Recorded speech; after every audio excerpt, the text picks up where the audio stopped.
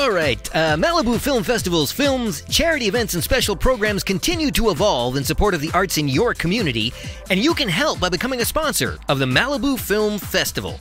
You can donate at MalibuFilmFestival.com/donate. That's MalibuFilmFestival.com/donate, or just check them out at MalibuFilmFestival.com.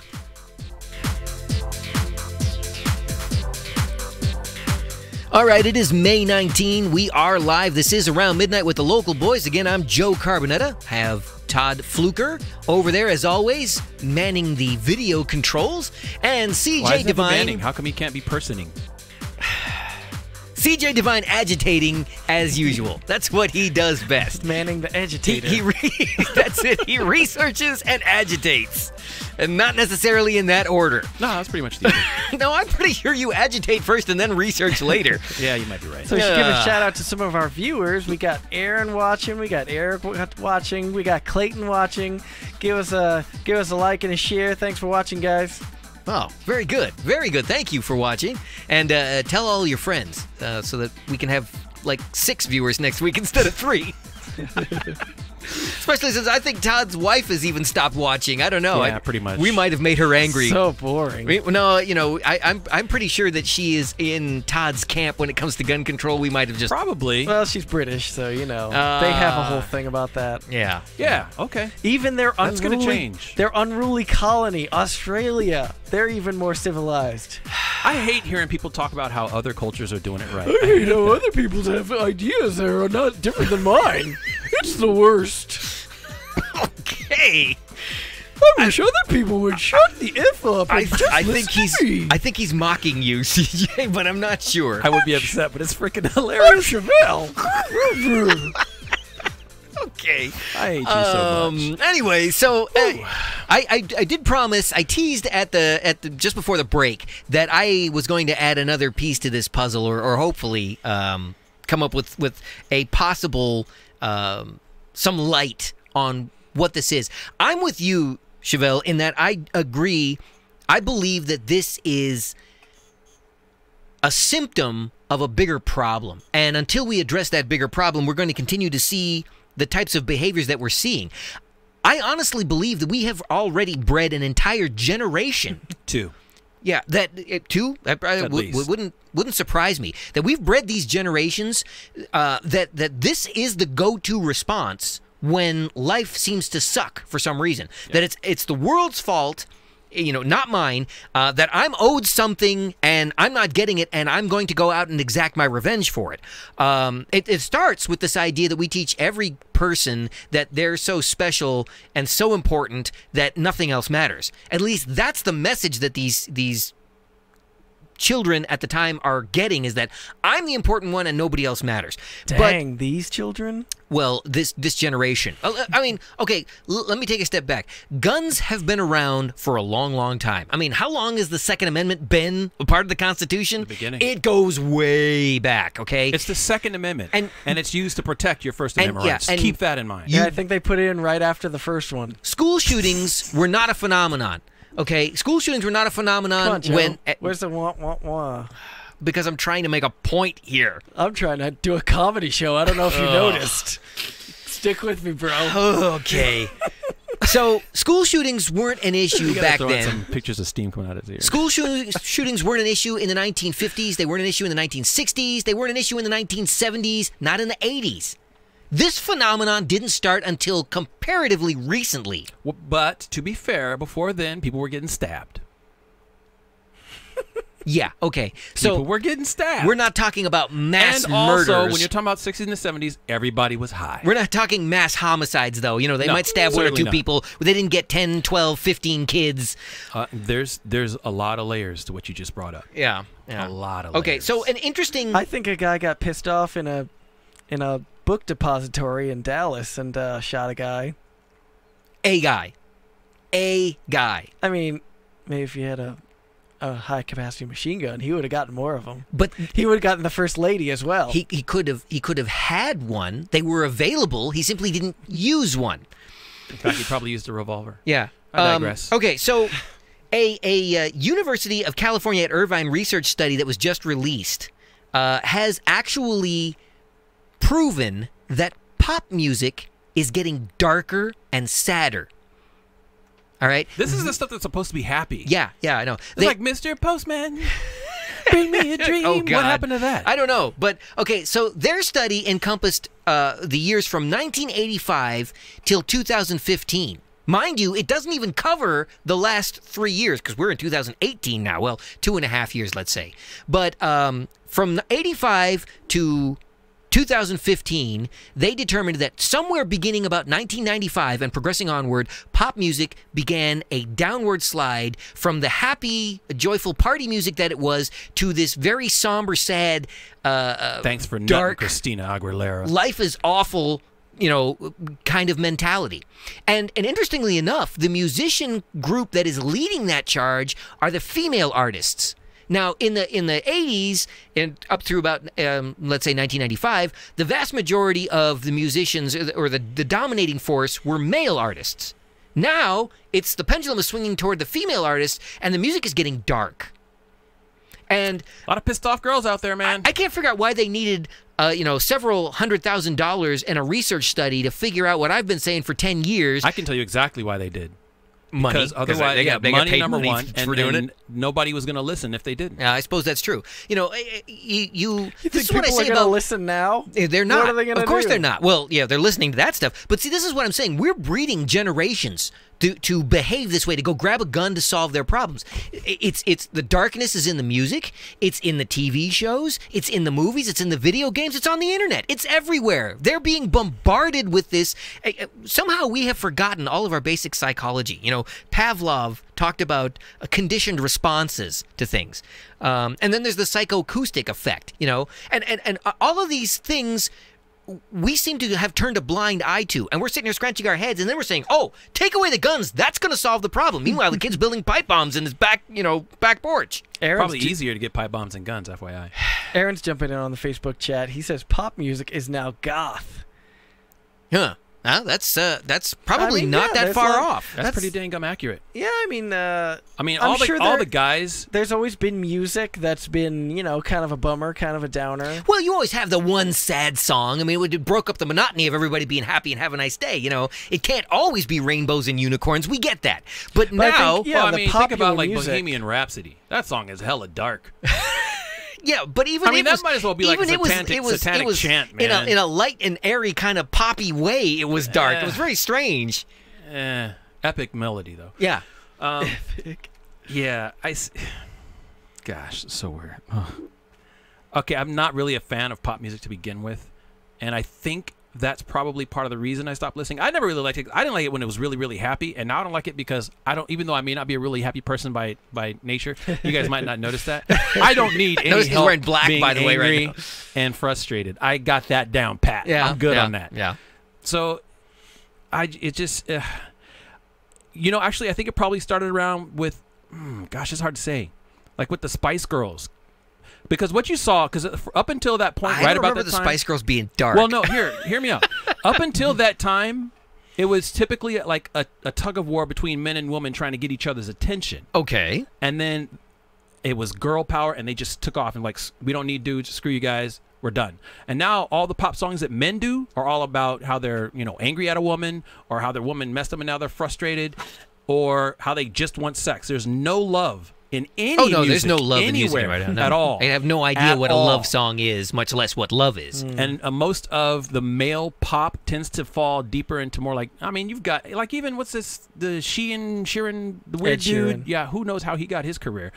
Deal with the devil. All he wants to do is, all he wants to do is get with her body. It's like, does she have a name? Yeah, I know. I don't know what Aaron's talking about. In his world, does it matter? Ripped off, the guy who ripped off Marvin Gaye's track, and it was basically a date rape song.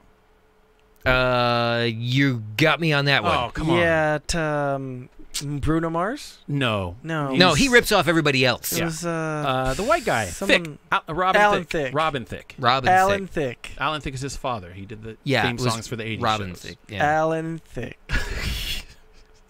So anyway, you're wrong about this, and you're wrong about gun control. I don't know what Aaron's talking about now. He's on the Facebook chat saying Chevelle is an expert on melancholy. I don't know on what. I got it down pat, bro. Yeah, you got to be more specific. I feel like the I don't know, the older I'm getting, that, yeah, some of the music I even used to like I do still listen to K-Rock a lot and generally listen to alternative I don't type recognize music. K-Rock anymore. K-Rock it's not the same radio station it was when I listened to it in the 80s. Too angry for me, and I'm like, all those old Linkin Park songs, and I'm like, this guy's screaming in my face. I don't need that in my life. And then we wonder why everybody drives around with a chip on their shoulder, and they're street racing, and they're doing all kinds of, cutting you off in traffic, and they're shooting everybody. This is why. This is called the psychoacoustic effect, and it is becoming a conditioned response. Yeah, I agree with the whole thing about people screaming at you. I can't stand it. And that's also why I stopped listening to talk radio incidentally, because this just angry dudes. Like I said, I got angry down. Don't need help. Bro, you got to stop yelling at me about everything that's wrong with the world. What's ironic is he stopped listening to it. Now he's making it. Yeah, figure that one out. Music is reflecting the society. No. But it becomes a feedback loop. Yeah, exactly. It's a vicious cycle at this point. I think it started out that was the excuse, but now originally it was art imitating life. Now it's life imitating art. Now here's the frightening thing, because I think it's at least 2 generations, because I think the millennials were probably the first ones where you start to see that. Like, relationships among millennials is a really weird kind of environment. It's all done over apps. It's all Tinder. They don't really talk to each other, and it's all hookups. Yeah, it is literally, it's all hookups. Like, there's no desire to have a deep relationship. I'm not saying the desire is not there, but the desire to pursue it is not. Like it would have been effort in. Well, yeah, exactly. You can't get caught now trying. That's the millennials, and they're already up in their 30s. Then you've got, like, I would say up into 25, like 18 to 25, the ones that are in high school now, and they are dealing with some really dark stuff. But then you got to look at the elementary school kids, because the ones we're talking about, high school shootings, that's that second generation. Because Columbine was probably that first generation. Yeah. Now you're in that second generation, and the ones that are coming up next are going to be vicious. Well, see, and here's the thing. And you can see it already. How is it that we're seeing the teen suicide rates going up exponentially, and these school shootings are going on? By the way, and I want to throw this in. I wanted to say it before we got to the break. This kid that perpetrated this atrocity on Friday, he had left notes that suggested that his intention was to commit suicide at the end of his... that always is. Yeah, and yet he admitted, they took him into custody because he admitted that he chickened out, didn't have the balls to kill himself, was okay with killing 10 other people, and would have gotten more if he could have, but didn't have the balls to kill himself. If that isn't the ultimate act of cowardice, I don't know what is. You know what? If you're having a bad day and you want to kill yourself, well... I don't know that there's anything that can be done to stop you. I'm not even sure it's really... I think there is something that can be done, but nobody's willing to put it in the work. They'd rather ban guns. I'm not even sure it is my place to try and stop you. But you don't have the right to go and take other people's lives because you're having a bad day. If you want to get into a heady conversation with a controversial psychologist, Jordan P. Peterson wrote a book called 12 Rules for Life, An Antidote to Chaos, and he actually has kind of a chapter in there that deals kind of specifically with that group of people. And the fact that a lot of them... they have such a hate and a disdain for people, authority, and everything else that not only do they don't think they deserve to live in this world, they want to take everything out because everything is evil. Nothing deserves to be in existence at all. There is absolutely no hope, and anybody who pretends they have hope, they despise it so much they want to destroy it. You got to look in. He has a podcast, and he read like an excerpt from his book, and it gets a little heady, but man. People got to start taking this stuff seriously. We got to stop enabling people's pathologies. People are actually hurting and they're crazy. And instead of doing things like saying, you know what, you should dial it back so we can figure out how to get you on a good course. They're like, oh, it's okay. You know, the world screwed you up. Well, that just means they're going to be angry at the world. Stop telling these kids the world is their problem. Yeah.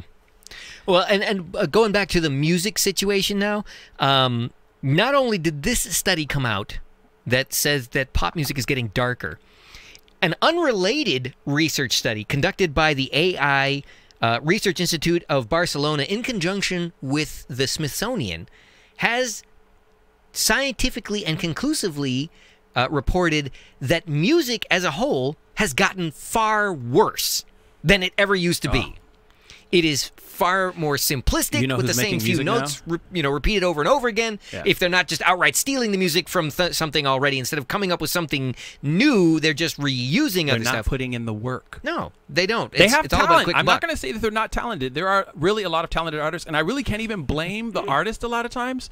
But the music industry has gotten to be so much of a machine. It can't tolerate anything outside of the norm. So it is now scientifically proven that music sucks. There's an interesting article from Playback.fm. What is that I'm looking at? Science just proved pop music is actually getting worse. So parents everywhere can say, I told you so.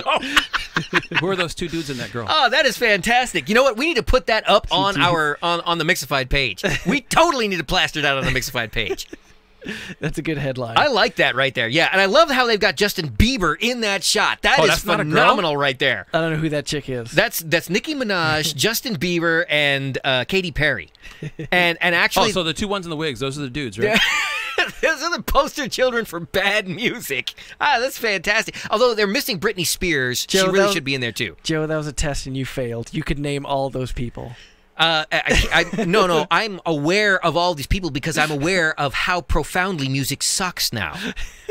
Yeah, man. They're angry and it's terrible. Like I have never heard so many songs about drugs as I have on the radio recently. Like all artists, it's all about drugs. I'm going to say I don't ever watch the show. Nobody wants to like live a normal life anymore. But what is it? It's the Voice now or something? Maybe I'm doing it wrong. Where they have the judges and Katy Perry is one of the judges. Drugs? And Lionel Richie is one of the judges. I think that's American Idol. Is that American Idol? Yeah. And I'm thinking. Oh, I think it's the Voice. No, that's not the Voice. Yeah, I don't remember which one of those shows it is. Like I said, I don't watch them. Making the band. I just know that they're on the show together. Country Music Awards. And I think to myself, it literally couldn't matter less. Those two right there are such an odd pairing to have Lionel Richie and Katy Perry, because one was a singer, songwriter, musician, and the other one is Katy Perry. Yeah, exactly. Thank you. Thank you. I don't know. No, she's talented. That's what I'm saying. She's talented. You can't lump Katy Perry in with that group. You can. She does actually play. You're just looking at her knockers. Plays her instruments. You are not. Yeah, that's exactly. You're talking about those instruments. That has nothing to do with whether she's a decent musician. No, she's actually a very talented singer, and I think that part is also part of the reason why you see a lot of these singers dying so young, is they're getting chewed up by this machine. Well. All I'm saying is that the rest of the people on that panel wouldn't know how to write a love song if it fell in their lap. The only one of them was Lionel Richie, and nobody pays attention to him as a musician anymore because they're too busy being dark and thinking the world sucks. Yeah, Aaron agrees. It's a race to the bottom. He says American Idol. It's American Idol. Thank you, Aaron, for clarifying that. Eric jumps in. He says, now we're going back to mental health. No one in Washington wants to address it. You know what? That's probably true. Well... And I look at that whole situation. Paid. They're, if even on the face of it, yeah, I think the what is it? The epidemic, the pain pill epidemic. They're calling it now. Yeah. The fact that heroin is on the rise. They are getting it so much in the face that they have to say something. Politicians have to say something, but then they're turning their hand back and they're getting kickbacks from all the pharmaceutical companies. Well, I look at they can't actually make them illegal. And you want to know what that gets you? Do anything against it. You want to know what that gets you? Trump for president. Yeah, the situation with the government and its lack of involvement in mental health issues, some of that can be traced all the way back to the probably the mid '80s when Ronald Reagan basically shut down all of the government-run mental health institutes. And I look at that with mixed emotions because it can easily be argued that that was a disservice to the public when they shut down those institutions and made mental health an issue that you had to deal with on your own. It made it a criminal issue. But the flip side of it was that Reagan looked at that and said the government should not have the right to say you're not sane and you have no business being in the general population. And that we need to take you and lock you away somewhere. Institutions were not run well. Exactly. I think those institutions, and you're seeing the same type of situation playing out in group homes. You're seeing it play out in the foster care system. It's the exact same thing where the state is taking kids in this case and basically turning them into monsters. Yeah. Well, see, so that's the thing. Reagan didn't think that the government should be from able... the TV show? Ugh. Well, which there's several Munsters TV shows. What did he say? Yeah, that was the thing, that Reagan didn't think that the government should have the ability to take you and label you insane and lock you away on those charges, because that again is a slippery slope. Suddenly you're not conforming and we can just call you insane and lock you up. So he stopped that from being a possibility. The flip side of that was that they dumped out hundreds of crazy people onto the streets. It put the ability to get mental health care much harder on the individual. Yeah, and of course we all know how the HMOs are handling our situations. And Aaron jumps in. He's agreeing. He says Trump is president. No, they're not going to address it. He's the poster child. That's true, right? If they actually had to start labeling people insane, I can't get mad at him, because ultimately you're a leader in a country where we you're know choosing you your like leader. Trump. We know that. No, look, when you're in a nation like America where you get to choose a leader, or any nation for that matter, people actually tend to choose the person that most reflects them. So when you look at that person, whatever you don't like about that person, you probably have those same traits. Because you put him there. One way or another, you put him there. I did not elect Trump. I didn't vote for Trump. Bro, I'm nothing like Trump. You want to know? That's Trump, an insult. Them's fighting words right there. Them's fighting words. If you'd have put Hillary in office, it would have been the exact same thing with makeup. I didn't vote for Hillary either, by the way. I'm not mad at you. I'm just saying, people like to that is part of my problem. Trump is the same as gun control. You're putting the blame in the wrong place. Oh, I don't know. I'm all for blaming Trump for some stuff, but anyway, I think it's about time we got to take another break. A reminder that, of course, we're live right now. If you're watching on May the 19th, if you're watching any other time, we're not live. It's just, I don't know. It's on the internet. But if you're watching tonight, wow, you're making this real complex, Joe. I sure Can am. we just say, watch this break? There you go. We're so tech savvy. Give us a call, 951-356-6882, or continue to shoot Chevelle emails. Continue to enjoy your internets. However you're getting it. Yeah, AOL dot. Wow, really? The fact that you know that drill so well leads me to believe I pulled it down as a ringtone. Oh, did you? Yeah. Wow. Why? Why would you do that? Nostalgia. There's nothing nostalgic about that. Oh, man, it was having like a 5-minute long ringtone. All right, okay, you know what? I have to admit, I would rather listen to that than a Katy Perry tune or Justin Bieber song. But anyway. I think that was the last Katy Perry tune. Oh, they recycled that. Sample that? Yeah. So 951-356-6882, or check us out at Mixify.com. We'll be back right after this.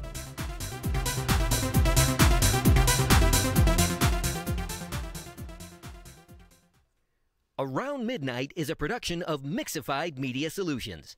Mixified is a full-service multimedia production company. From boardroom to broadcast, whatever your production needs, Mixified is your solution.